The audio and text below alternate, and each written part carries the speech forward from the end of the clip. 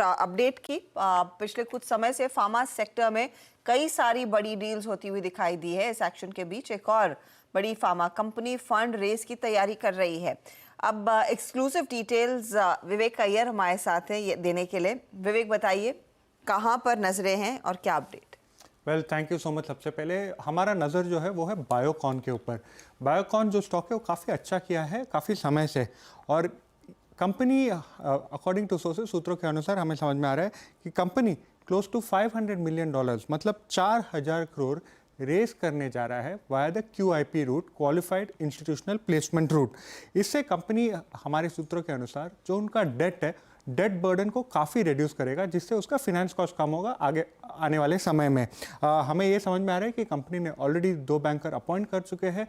बोफा and Kotak bankers होंगे ये particular QIP के लिए। और हमें समझ में आ रहा है कि ये जो QIP फंड रेज होगा ये as soon as next month, अगले महीने ही हो सकता है।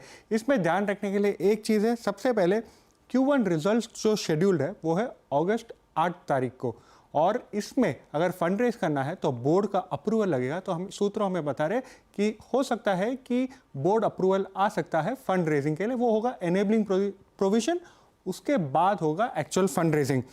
हमने बायोकॉन को रीच आउट किया। बायोकॉन ने स्पोक्स पर्सन को हमने बोला, ने हमें बोला कि उन लोग कोई भी मार्केट स्पेकुलेशन पे कमेंट नहीं करना चाहेंगे, बट सूत्रों के अनुसार हमें समझ में आ रहा है कि काफ़ी बड़ा, ये काफ़ी पॉजिटिव भी होगा बायोकॉन के लिए। ऑलमोस्ट 4,000 करोड़ का फंड रेज कर सकता है, एंड ये देखना होगा कब होगा, कैसे होगा इंटरेस्ट, और इससे कितना फाइनेंस कॉस्ट बच सकता है कंपनी के लिए। तो ये इनफैक्ट आपके लिए एक अपडेट, बायोकॉन में आता हुआ फंड रेजिंग की तैयारी QIP के जरिए दरअसल वो फंड रेज कंपनी करती हुई दिखाई देगी। शुक्रिया इस अपडेट के लिए, इस जानकारी के लिए। वो स्टॉक आपके सामने करीब 1.1% ऊपर है। मानस, इसमें ट्रेड है। इनफैक्ट पिछले 2-3 दिनों में बायोकॉन, सिंजीन दोनों में बाय साइड के ट्रेड्स दिखे हैं। तो देखिए, बिल्कुल सही आपने कहा कि 2 दिन पहले ही जब 10 day moving average, 20 day moving average regain हुए थे, तो वहां एक अपॉर्चुनिटी बनती थी। पिछले हाईस को टेस्ट कर सकता था स्टॉक, वो ऑलरेडी टेस्ट हो चुका है। वहां पर एक छोटी सी प्रॉफिट बुकिंग देखने को मिल रही है। मेरे ख्याल से इस प्रॉफिट बुकिंग पे थोड़ा वेट करना बेहतर रहेगा।